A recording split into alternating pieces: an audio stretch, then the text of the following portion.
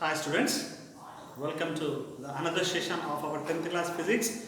Today we are going to start the new lesson, that is 7th lesson, the classification of elements, the periodic table. This is the part 1.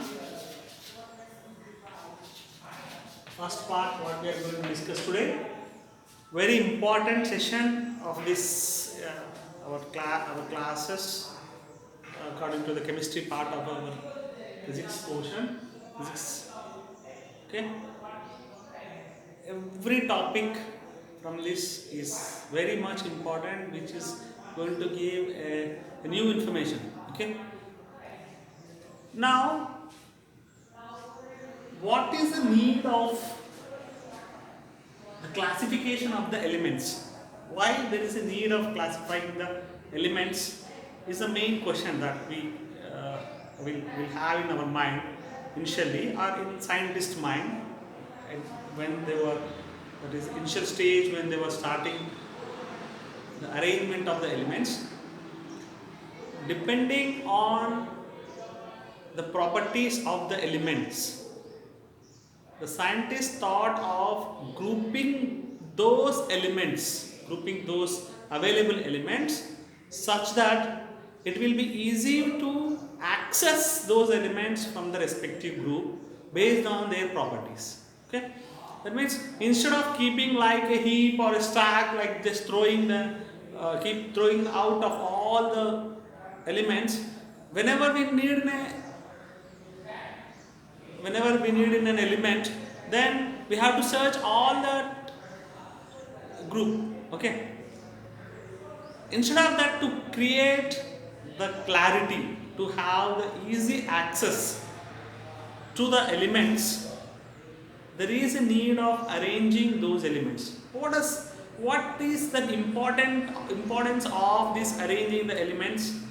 Why it is going to play the arrangement of elements is going to play the important role? That's what we are going to have a small reading and understanding session as the initial segment, and what are the methods or techniques which are followed by our scientists earlier in the olden days. Okay, before going to see, have you ever gone for a medical shop? Yes, from our childhood onwards until now, or in any case, we might have gone to the medical shop. Whenever we are going to give the prescription which is being prescribed by the doctor, the shopkeeper, the medical shopkeeper, is going to pick the medicine as quick as faster he can pick. He can pick. It is fast he is taking from first medicine, he can go to the one shelf and they will get it, and second medicine he will go to the another shelf and he will get it. How he knows that this the respective medicine is available in that shelf? Because he might have he might have arranged in a process, that is, he might have kept all alphabetical ordered medicine in one rack, or he might have kept all medicine which he used to give the remedy for one type of disease, he might have kept in one rack. He might have used alphabetical order, he might have used the type of disease for which the medicine is getting to be given as remedy, he might have gone through that method. Okay, depends on his own the criteria what he is going to follow. He might have arranged all the medicines in those racks of that medical shop, so that he can able to access those medicine easily. Okay, suppose if you go to the grocery shop, all the groceries are arranged in the respective shelves, so that it is able to access by the customers or by the shopkeepers easily. Okay, that means arrangement of the available things is must in order to access them in an easy and comfortable manner. Okay, the criteria might be different for the person to person. In our example, that one shopkeeper might be using some criteria to keep their medicine, another shopkeeper might be using some other criteria strategy for arranging the medicine. However, we have to follow certain rule or certain criteria to arrange the respective things, okay, to access them easily and fastly. Now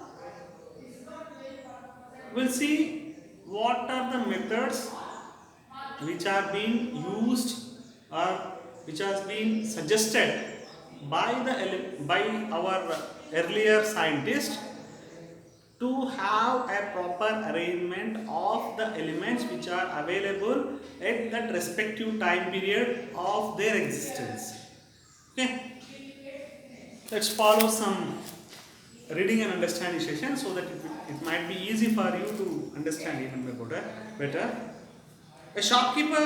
A medical shop contains a vast number of medicines. The shopkeepers find it difficult to remember all the names of the medicine that he has. When you go to a medical shop and ask the shopkeeper for a particular medicine, he hands over it to you without any difficulty. He hands over it to you without any difficulty. How is it? How is it possible? Because he might have used some strategy to arrange the medicine. Okay, think of a super bazaar. When you step into it, you see a particular arrangement of the goods inside it.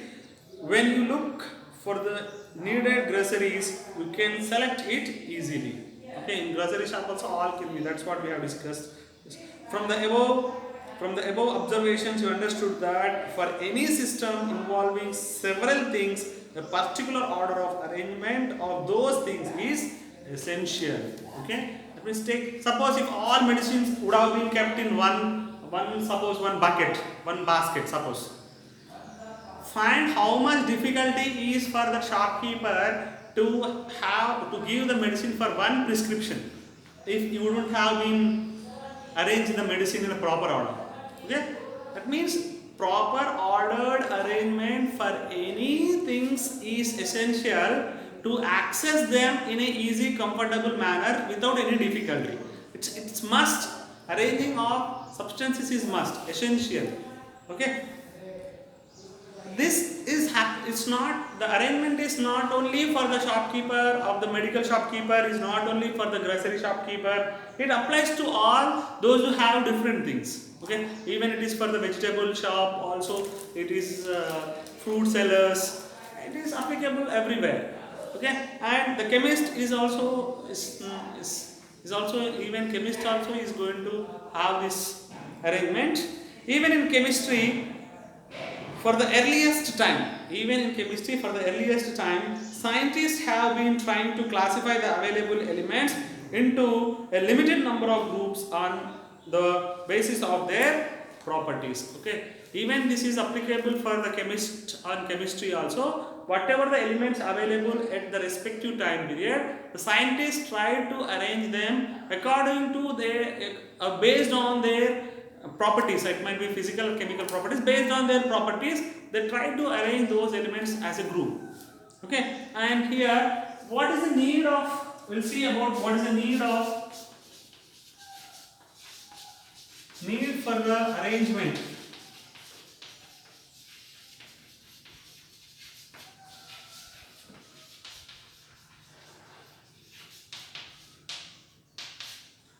What is the need for the arrangement of elements? Just now we have discussed. That is to access them easily and without any discomfort. Whenever we are going to need of an element, we can access it easily. Okay. If there wouldn't have been any proper arrangement, then the accessibility of accessing that or getting that element whenever we need will form difficulty to get that element. Okay. See here, small reading session. You will have a very good understanding here. Let's see. Robert Boyle.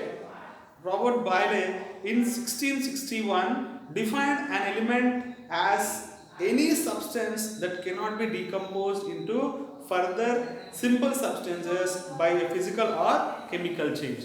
Robert Boyle in 1661, Robert Boyle is defined as substance is cannot be further decomposed either by physical or chemical process was his proposal. Okay, and at his time about 13 elements were known. At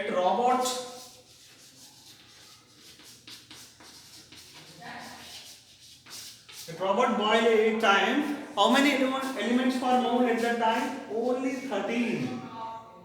13 elements were known. Okay. Elements are the base as ABCD in English. Elements are the base fundamental substances. Base fundamental substances in the chemistry. Okay. Now, as ABCD are very base fundamental things in the English language, the same way the elements are the base fundamental substances in the chemistry part. That elements are going to react and going to give compounds, and those compounds going to react, give some more compounds, and the availability of these chemicals in the world is for those availability of all these chemical substances or chemicals in our world is based on the elements itself. Elements is the base building block of the chemistry. That's you keep in mind. Like ABCD, as ABCD are the building blocks of English, elements are the building blocks of chemistry. Okay, that means at the time of Robert Boyle in 1661, there were 13 elements were known at that time. How many elements were known? 13. 13 elements were known at the time. Okay, towards the end of 18th century. Okay, end of 18th century. By the end of 18th century, at the end of 18th century, by the time of Lavoisier,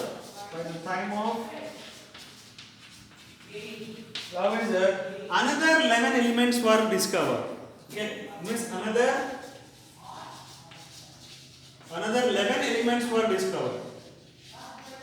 That means total by the end of 18th century, how many elements? 13 previously and 11, that is 24 elements were discovered by the end of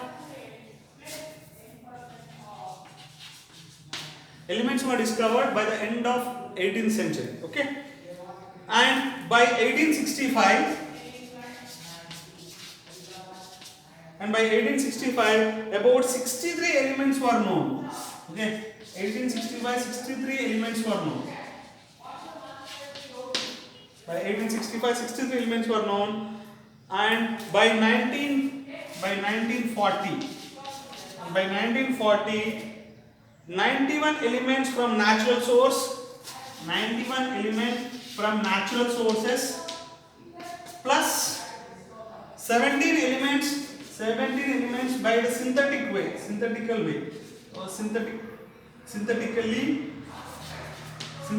were known. That is, by 1940 total 108 elements were discovered. By 1940, initially by 1661 only 13 elements were known. By the end of 18th century, 13 plus 11 more, that is 24 elements were known. By the 1865, 63 elements were known, and by 1940 there were 91 elements from the natural system, that is naturally, and 17 elements of the synthetically. Total 108 elements were known at that time, at the time of 1940. Okay, by now including synthetic elements, there are more than 115 elements. There were more than 115 elements by now. That exact figure is 118 elements till today. Okay, till today 118 elements were discovered or obtained.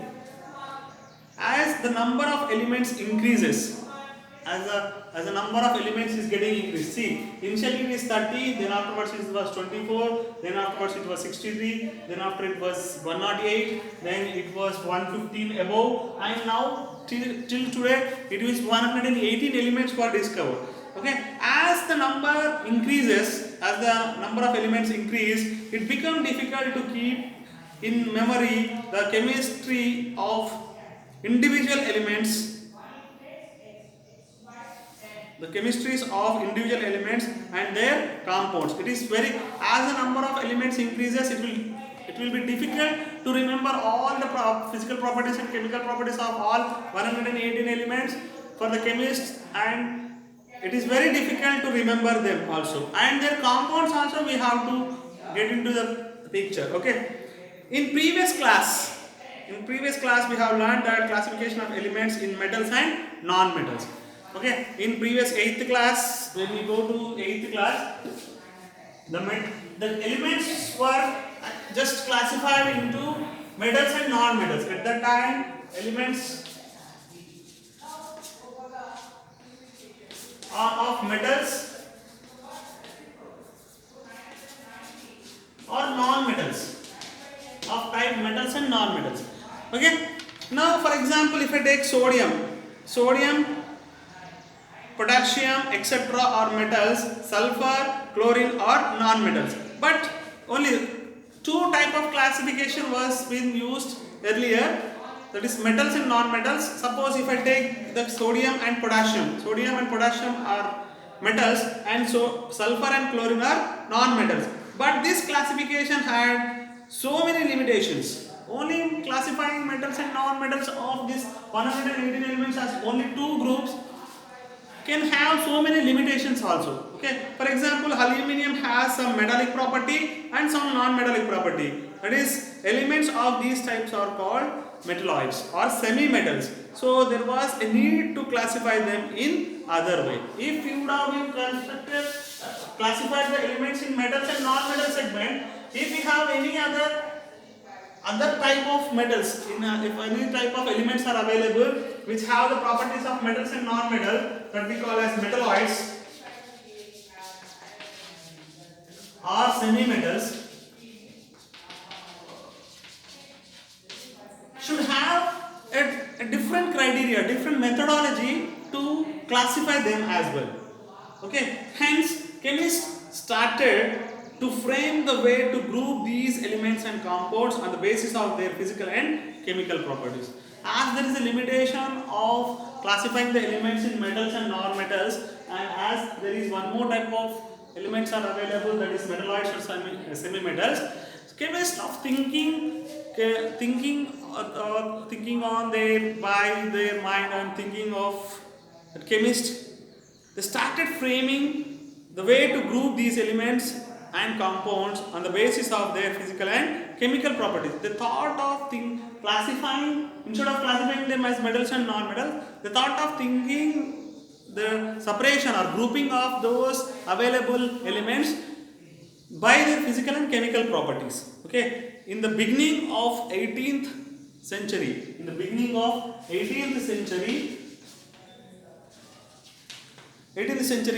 Joseph Louis Proust in 18th century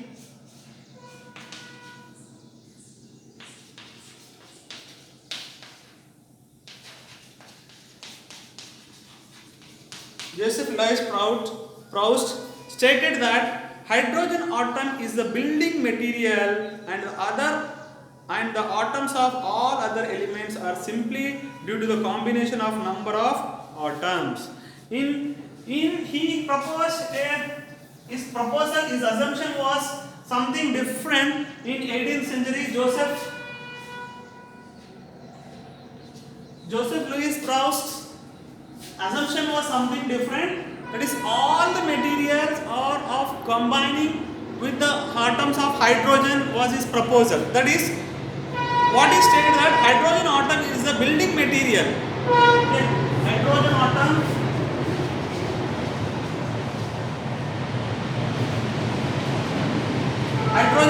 is the main building material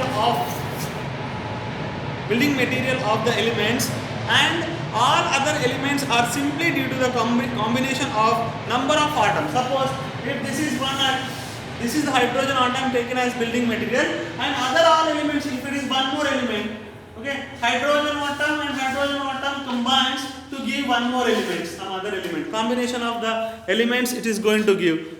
Three more atoms of hydrogen is going to give another element. Few more atoms of hydrogen hydrogen, hydrogen, hydrogen, some element, hydrogen, hydrogen, hydrogen is going to give some element, was the assumption by Joseph Louis Proust. It was the assumption by the Joseph L. Proust, but it is not actually true. That is, every atom, every element consists or possesses their individual or respective properties. That's what is our rather latter conclusion is. This was the assumption of, it's not true, it was the assumption of Joseph Louis Proust, but after that it is proved it is not the correct assumption.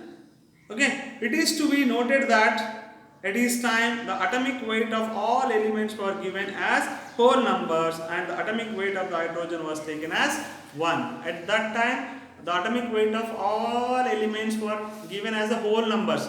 Okay, 1, 2, 3, 4 whole number, 0, 1, 2, 3 whole numbers format would have been given.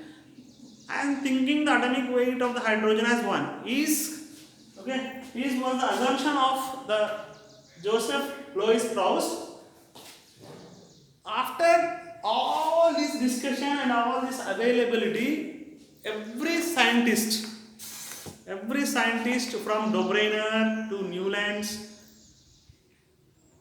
and this all till this modern periodic table, whatever we have now, every scientist contributed their thoughts and ideas to frame the elements in a proper, well-mannered, organized manner so that they are going to be grouped based on their physical and chemical properties.